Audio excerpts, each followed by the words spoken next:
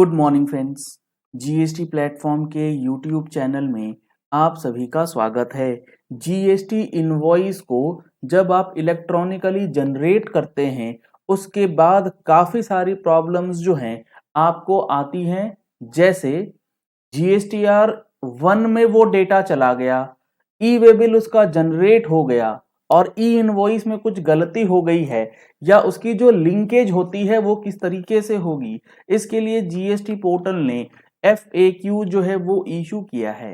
जुड़े रहिएगा इस वीडियो के एंड तक, ताकि आपको भी जीएसटी के अंदर जो ई इनवॉइस से रिलेटेड ये कंफ्यूजन आता है कि किस तरीके से आप लोगों को जीएसटी के अंदर इलेक्ट्रॉनिक इनवॉइस का लिंकेज ई वे बिल और जीएसटी रिटर्न के साथ किया जा रहा है।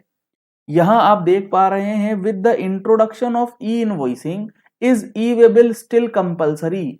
जब ई इनवॉइस जनरेट करना है तो क्या ई वे बिल बनाना अभी भी मैंडेटरी है?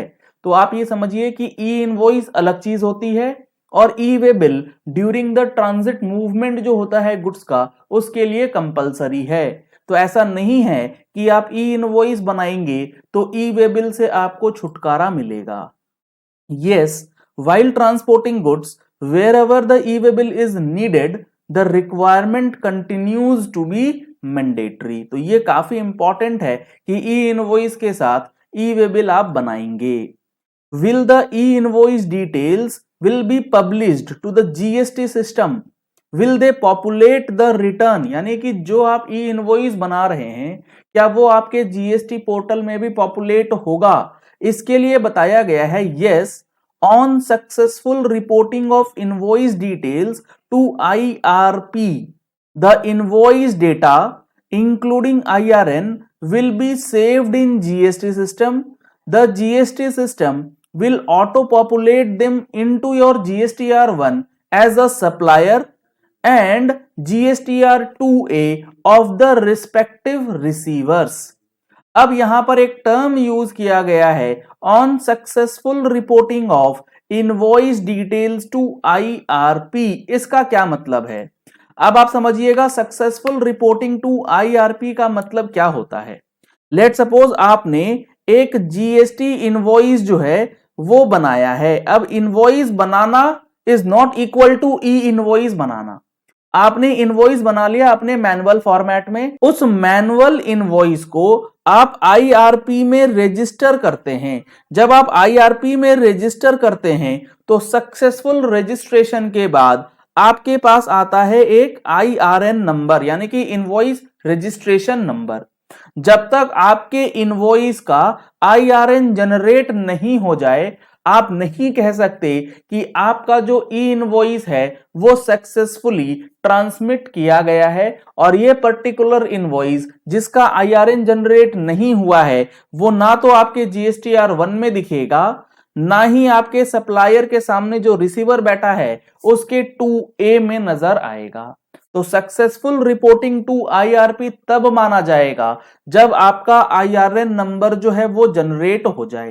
हो सकता है आप पोर्टल से जनरेट करते समय बीच में ही उसको बैक कर जाते हैं, सिर्फ डेटा फीड करके छोड़ देते हैं, तो ऐसी स्थिति में आपका IRN जनरेट नहीं होगा और वो GSTR1 में नहीं जाएगा। ऐसे ही इंपॉर्टेंट FAQs हम लोग टाइम टू टाइम अपनी टैक्स मैगजीन के अंदर भी प्रोवाइड करते हैं। अगर आप लोगों ने अभी तक टैक्स मैगजीन का सब्सक्रिप्शन नहीं लिया है तो दिए गए नंबर्स पे कॉल करके, व्हाट्सएप करके आप टैक्स मैगजीन का सब्सक्रिप्शन ले सकते हैं। अब यहां आगे बताया गया है, with sourced marked as e invoice IRN and IRN date will also be shown in GSTR1 as well as GSTR2A। अगर कोई इनवॉइस इलेक्ट्रॉनिकली जनरेट किया गया है तो उसकी इंफॉर्मेशन आपको 1 और 2A में साइमल्टेनियसली दिख जाएगी। Whether the E way bill will be auto generated. अगर आप ई इनवॉइस बनाते हैं तो क्या ई वे बिल भी ऑटोमेटिकली जनरेट होगा? In case both part A and part B of e-way bill are provided while reporting invoice details to the IRP, they will be used to generate e-way bill। अगर आप part A और part B जो ई way bill का होता है उसमें जो details मांगी जाती हैं, अगर आपने देखा हो तो पार्ट ए में ई वे बिल के पार्ट ए के अंदर जो डिटेल्स होती है वो इनवॉइस से रिलेटेड होती है और पार्ट बी जो होता है वो ट्रांसपोर्ट डिटेल्स होता है। तो आपका जो बिल बना हुआ है जो इलेक्ट्रॉनिकली आप जनरेट करने जाते हैं उसमें पार्ट ए का भी डेटा और पार्ट बी का भी डेटा दोनों ऑलरेडी डाला हुआ है।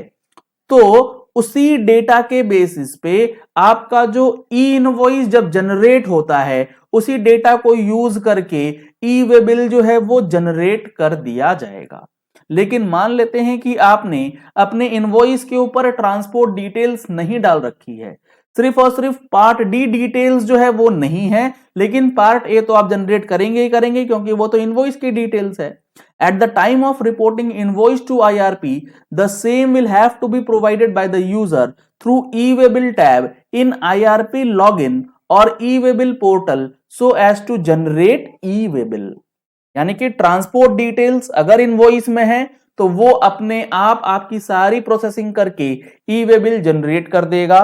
अगर आपने सिर्फ पार्ट ए डाला है, पार्ट बी की डिटेल्स नहीं अवेलेबल है आपके इनवॉइस पे, तो आपको मैन्युअली ई वे बिल पोर्टल पे या फिर आईआरपी पोर्टल पे ही पार्ट बी का डेटा जिसमें आपको ट्रांसपोर्टर का नंबर वगैरह डालना होता है वो सारी चीजें डाल के आप उसका ई वे बिल जनरेट कर सकते हैं। तो ये इंपॉर्टेंट चीजें आपको काफी कंफ्यूज करती हैं कि जीएसटीआर 1 में जो रिपोर्टिंग हो रही है जीएसटीआर ई वे बिल की वो किस तरीके से होती है और किस सिचुएशंस में वो आप नहीं देख पाएंगे। जीएसटीआर 99C जो फाइनेंशियल ईयर 21-22 की फाइलिंग करनी है उसका समय काफी नजदीक आ चुका है। अगर आपको फाइलिंग करने में कोई भी किसी प्रकार की परेशानी आती है तो फाइलिंग से पहले फाइलिंग सेशन जो हमारा है 21-22 को वो परचेज कर सकते हैं। ओनली 599 रुपीज में आपको ये सेशन दिया जा रहा है जिसके मदद से आप अपनी 99C जो है काफी हद तक समझ करके फाइलिंग जो है वो कर लेंगे। परचेज करने के लिए आपको लिंक वीडियो के डिस्क्रिप्शन बॉक्स में दिया गया है या फिर आप हमारे दिए गए नंबर्स पे जो स्क्रीन पे दिए गए हैं इनमें कॉल करके व्हाट्सएप करके डिटेल्स ले सकते हैं। चलिए इस वीडियो को यही एंड करते हैं। आशा करते हैं आपको ई इनवॉइस और उससे related GSTR 1, GSTR 2A and E way bill का डेटा कैसे पॉपुलेट होता है वो अब समझ में आ गया होगा।